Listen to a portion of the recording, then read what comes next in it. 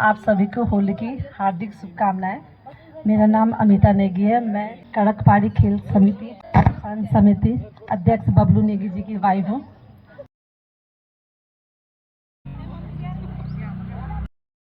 तो मैं आप सबको सफलता की हार्दिक कामना करता हूँ कि आप इसमें प्रथम स्थान प्राप्त करें। अब ये देखते हैं किसमें कितना है दम। शुरू करो। और कौन आएगा कुर्सी दौड़ में प्रथम। ये तो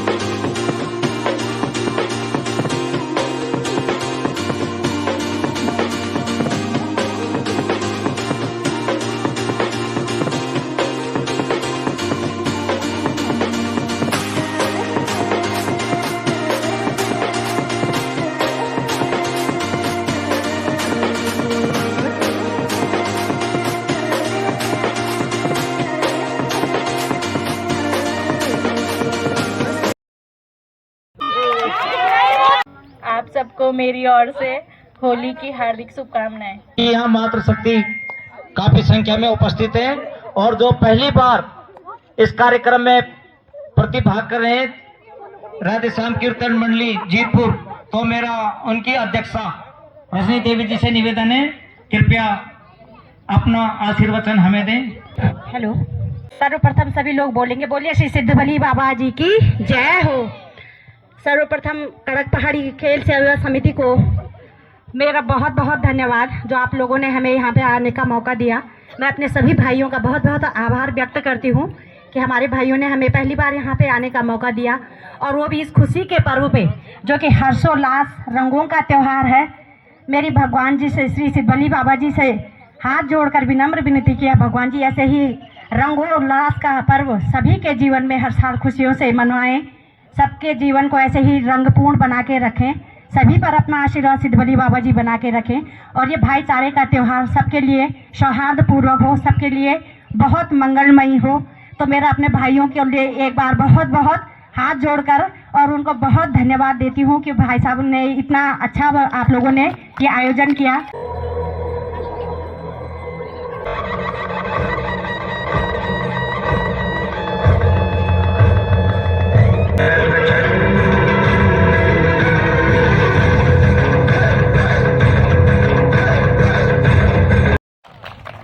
तो ये बहुत ही सुंदर प्रस्तुति थी। देखो, हर सुबह सुहानी हो जाए, हर सुबह सुहानी हो जाए, हर शाम मस्तानी हो जाए, जिंदगी के ना जाने किस मोड़ पे मिले हम दोस्तों, होली की आप सभी को राम राम हो जाए। इसके पश्चात हमारी देवभूमि कीर्तन मंडली की सदस्य पूजा नेगी जी की बालिका आरोही नेगी अपनी बहुत सुंदर प्रस्तुति देने मंच पर आ रही है। इनका भी जोरदार तालियों से स्वागत।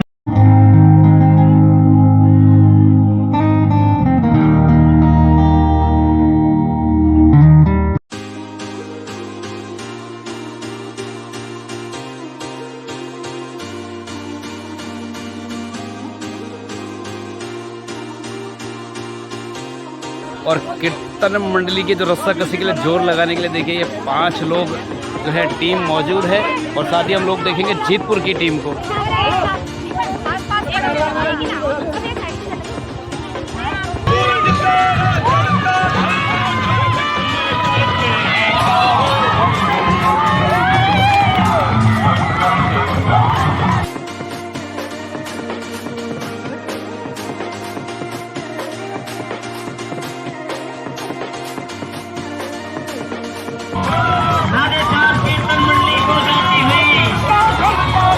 नहीं है, वो आवाज नहीं उठा सकता है।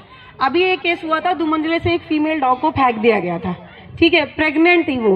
मतलब इतना बुरा अगर आपके सामने होता और अगर आप कुछ नहीं बोलते ना, तो आप सच में बता रही हूँ मैं, इंसान नहीं है। फिर आपके सामने जब भी कोई किसी को ऐसे दुख देता है तो अपनी आवाज उठाना सीखिए और बोलना सीखिए।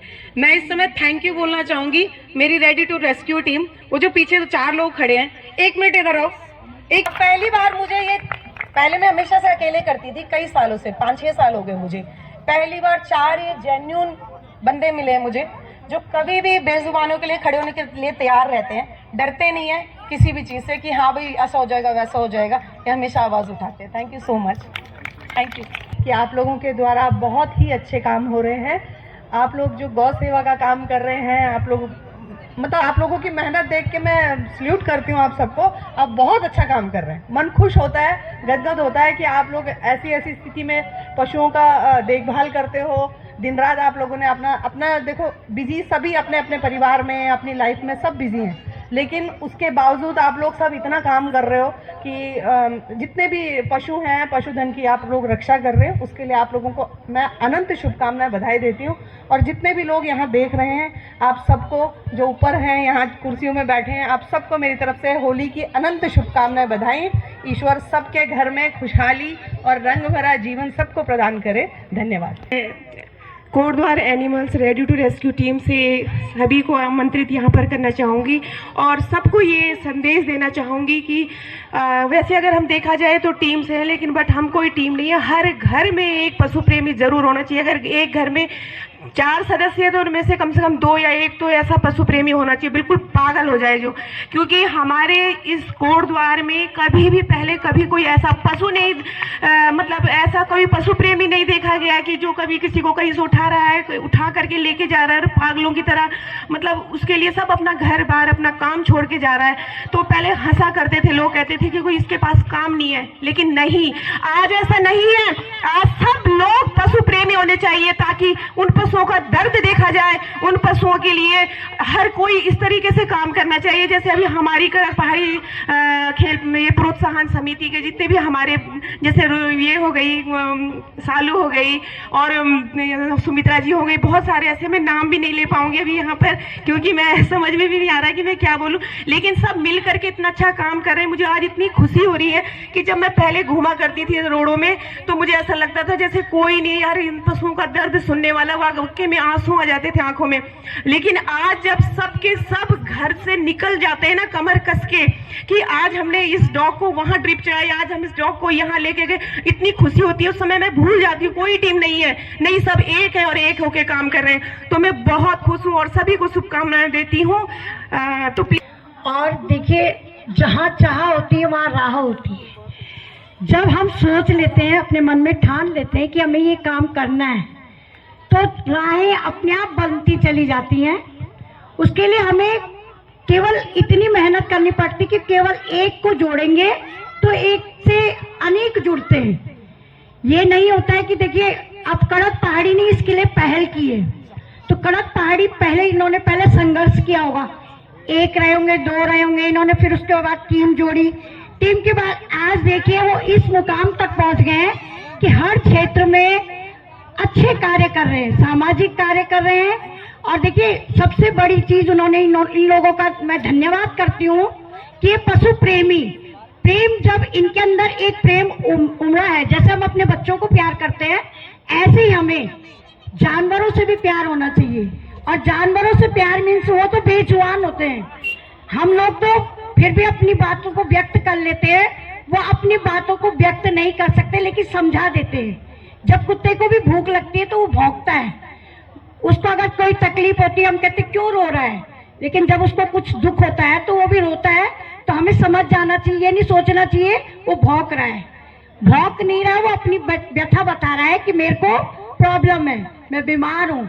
तो देखिए, कड़क पहाड़ी खेल प्रोत्साहन समिति द्वारा जो ये कार्यक्रम रखे जाते हैं, हमें इन लोगों के साथ भी कंधे से कंधे मिलाकर कार्य करना चाहिए। जब हम लोग अपने कहते ना, गुरु कुमार सो कुंभ है, गड़गड़ गाड़े खोट, अंतर हाथ सहार दे और बाहर मारे चोट। तो वही बात होती है कि जैसे कि एक गुरु होता है, गुरु क्या करता है, अपने शिष्य को एक अच्छा मुकाम तक पहुंचाने के लिए उसे सहारा देता है। जैसे जिस प्रकार से कुम्हार होता है ना, कुम्हार क्या करता है, पहले उसे मिट्टी को लाता है, मिट्टी के बाद उसे चाक में रखता है, चाक में रखने के बाद उसे रौंदता है और रौंदने के बाद उसे वो आकार देता है। लेकिन इसी प्रकार ये टीम है, सब लोगों को जोड़ने की कोशिश कर रही, तो हमें भी एक माला में पिरोकर हमें इनके साथ कंधे से कंधे मिलाकर चलना चाहिए और सामाजिक कार्यों में ज्यादा बढ़ चढ़कर हिस्सा लेना चाहिए। राजनीति नहीं करनी चाहिए किसी चीज के लिए। अगर कोई अच्छे काम करता है ना, उसमें राजनीति नहीं करनी चाहिए कि कोई अच्छा काम करने जा रहा है तो उसकी टांग नहीं खींचनी चाहिए, बल्कि उसके साथ कंधे से कंधे मिलाकर कार्य करना चाहिए। जिस प्रकार से ये लोग कर रहे हैं, मुझे बड़ी खुशी होती है। मैं रात 12 बजे भी देखती हूँ, जब मैं फेसबुक पर होती हूँ, तो उसमें ये क्या करते हैं कि जानवरों को कहीं से उठा के ला रहे हैं, किसी का सींग टूटा हुआ है, किसी की टांग टूटी हुई है, कोई मार रहा है। इनको दर्द तब होता है क्योंकि ये उनके करीब रहते हैं।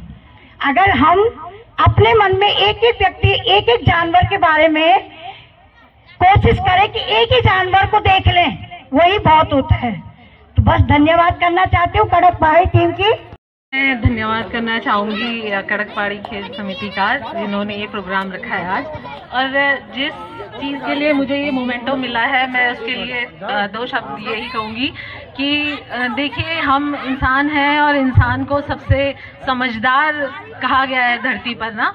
तो हमारे साथ साथ कुछ और जीव भी हैं जिनको हम पशु कहते हैं ना, तो उनके अंदर भी संवेदनाएं होती हैं, उनके अंदर भी भावनाएं होती हैं।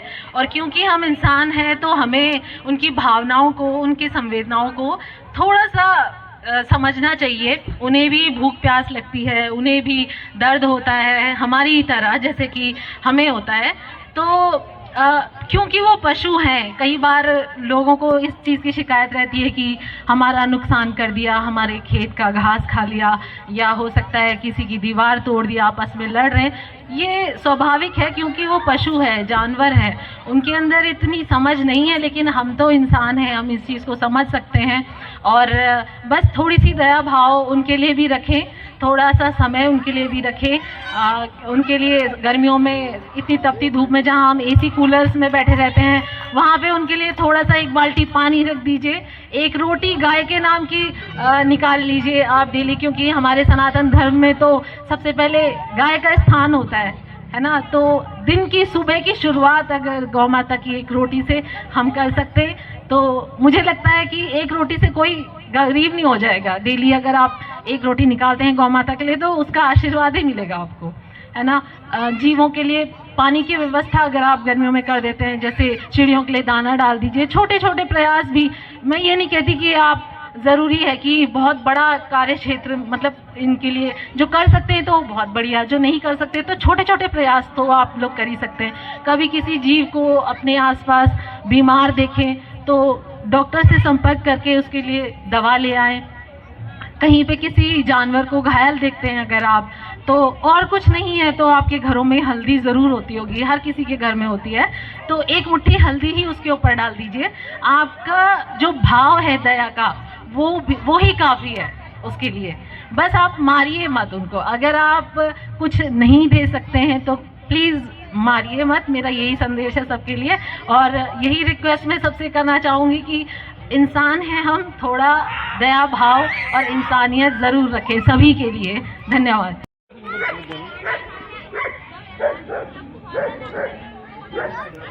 सवाल ये क्या नाम है?